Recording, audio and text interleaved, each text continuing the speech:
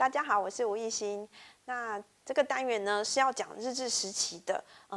电影的就是播放哪些电影，然后它们有什么样的意义哈。那我们在那个消费新乐园的这个单元里面已经有讲到，电影院啊，还有戏院呢，是日治时期非常重要的，而且非常崭新的一个休闲场所。那尤其是电影院呢，它后来变得越来越豪华，那里面可以就是提供了一个不同的这个新的感觉的这个空间哈。那也是看电影也变成是台湾人的新的一个休闲习惯，因为台湾人在电影渐渐普及之前呢，他们其实是比较习惯看歌仔戏啦，或者是看京剧之类的这些戏剧哈。那慢慢的是在1920年代跟1930年代呢，大家开始觉得看电影是一个很风尚、很时髦的东西。那还加上呢，电影也带给他们非常多的新的这个视觉的刺激哈。那但是在这个电影，为什么大家会接受这么新的这个视觉刺激呢？因为在1920年代、30年代呢，渐渐因为日本呢也带进来现代的这些美术，好，那再加上台湾有很多那个学生留日学生啊，他们也去在东京美术学校学习这个美术哈，然后还有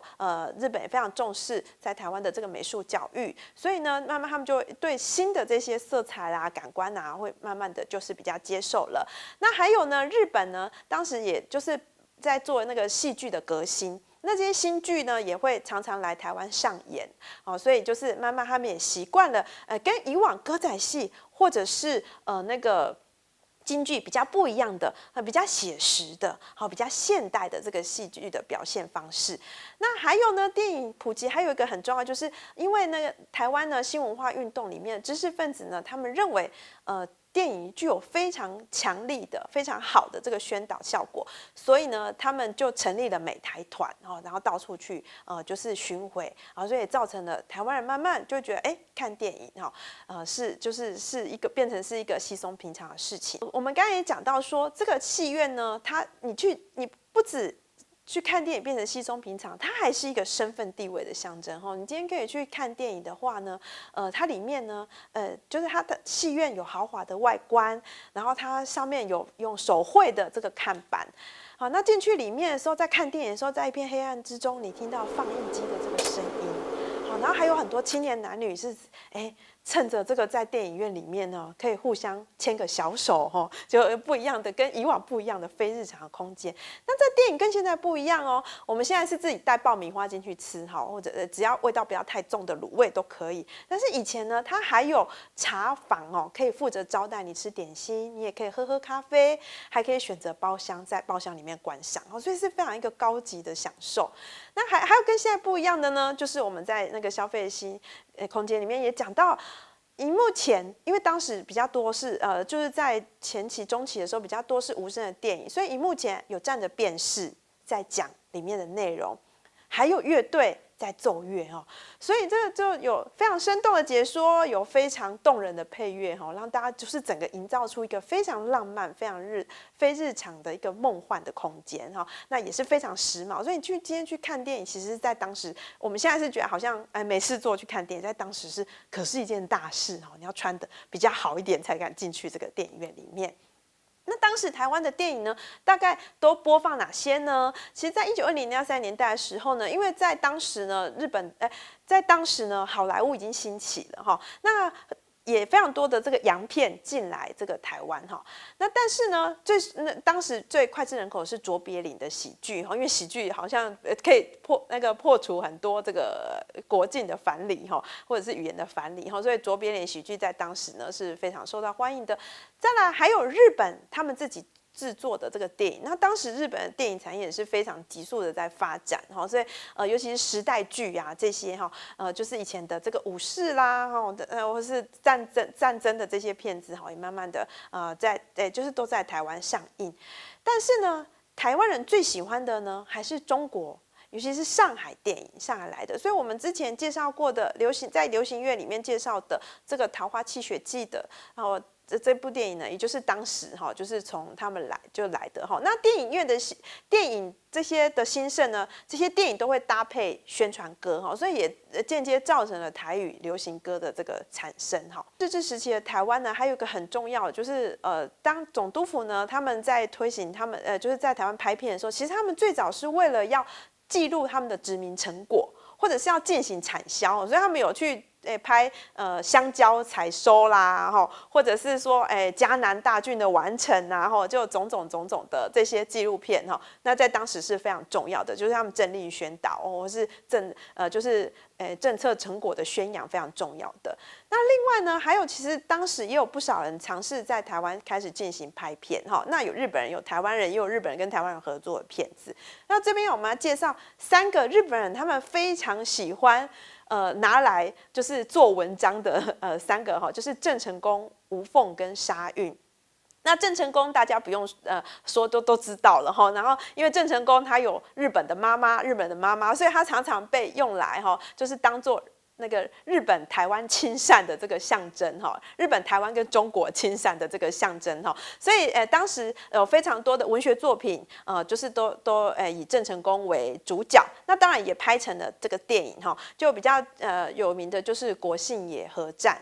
国信野合战，然后在当时也是我们看到这个海报上面就世界的英雄他已经上成世界的英雄郑成功大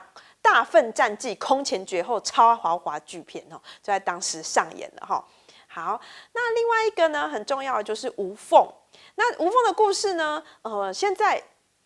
大家可能比较不熟悉了因为它已经就是被认为是一个污蔑原住民的一个故事那在当时呢，就李藩政策之下，其实日本人也很想就是日本有点分化汉人跟原住民那而且呢，他也要把那个就是他为了要教化原住民，所以他们就是写出了艺人吴凤这样的，就是说原住民呢都喜欢砍人家的头，然后这个好心的善良的吴凤呢，他就是为了呢不要阻止那个原住民这种野蛮的行为，所以他就让自己变成祭品让原住民把他的头砍掉。那原住民发觉他们竟然砍的是他们所敬爱的吴凤，就大为伤心就大哭，然后就以后就不再砍人家头了所以呢，他们也拍了非常多，就是也写了非常多关于吴凤的这个故事小说啊或文学作品等等的。那当然也在1932年的时候拍成作品，然后是由日人安藤太郎啊，还有台湾人郑习明他们一起合作所拍的艺人吴凤。那有趣的是，他虽然演的是台湾的汉人跟原住民之间的故事，但是里面的演员全部都是日本人所以它这是相当一个样板的这个电影。好，那除了这个郑成功、吴凤之外呢，还有一个很重要的呢是沙运。那其实沙运呢，大家比较知道就是所谓的沙运之钟那沙运的故事是这样子的：有一个原住民的小女孩呢，然后因为她的老师，也就是她的日本人老师被征召要去当兵了，然后她就帮老师搬行李，结果那天刚好台风就是前后，所以呢溪水暴涨，这个小女孩沙运就不小心被溪水冲走了。然后所以呢，大家就会感念他是为了要就送老师去从军的这种就是非常可歌可泣的所以就当时的人就是要纪念他那甚至总督府呢还为他设立了一个沙运之钟所以呢，他们后来呢就也有非常多不同的这个有关于这个沙运的文学作品就出来了那所以就是本来呢只是一个新闻记事里面写到说有一个原住民的妇女，那时候是这样写，有一个原住民妇女为了要去送老师从军所以掉下河里不见踪影。那后来在就是总督府的大力宣扬之下，她就变成是一个可怜的无邪的少女就是殉身的这个故事。那也因此呢，1943年呢，甚至请来了当时非常有名的国际大巨星李香兰来主演就是她来演出沙运，然后就是演出一个作品叫《沙运之钟》。那这个作品也很有趣的是，他是请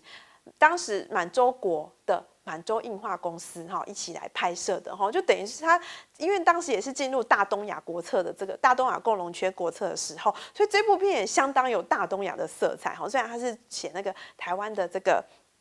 就是这个沙运的这个女生的故事好，所以这个沙运之钟呢，也是在当时呢非常重要的一个那个就是素材。好，那除了郑成功呢、吴凤还有沙运之外呢，当时呢还有一个叫做国歌少年哈。那国歌少年就是说，有一个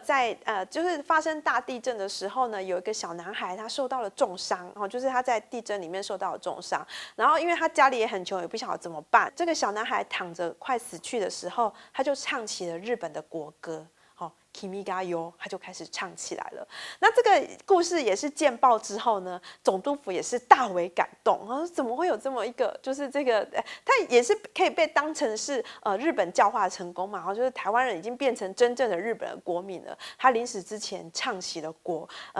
日本的国歌这样子哦，所以也大肆宣传。那也帮这个小男孩立了一个碑，那也拍成了电影哈。所以你会发觉当时的电影呢，除了我们刚刚讲的好莱坞的电影啊，然后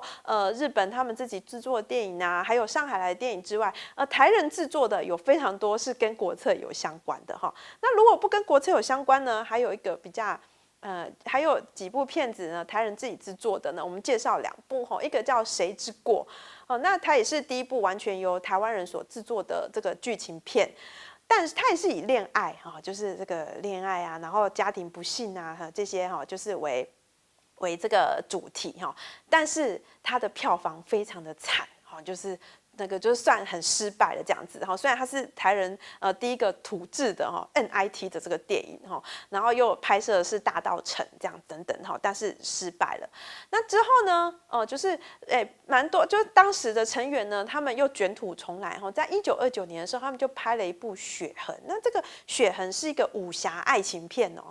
然后这个武侠爱情片终于呢，在1929年，或许时间也到了，然后或许题材很吸引人，所以他们在1929年就受到了非常热烈的欢迎然后所以票房也非常好，所以这也是有这样子那个台湾人他们自己制作的这个剧情片在当时上映。那当然还有台日合作的，我们在这个流行乐或者是电影院的时候也有分享过的，就是因为《望春风》这首歌实在是太红了，所以在就是1938年的时候呢，台湾人跟日本人就合作完成了《望春风》这个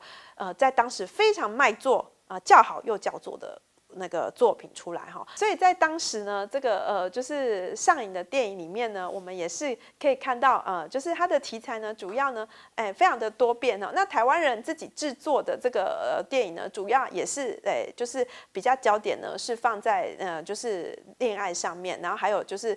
跟恋爱啊，跟当时的这个男女他们所面临到的生活困顿之上面那我们也可以从那个电影里面看到这个电影它拍的这些主题呢，跟日本呢这个殖民的政策的一些相关性。好，那就跟现在的电影呢，其实也就不太一样我们现在以娱乐声光效果为主的电影就有一些不同了。好，那我们今天的这个电影就讲到这边，谢谢大家。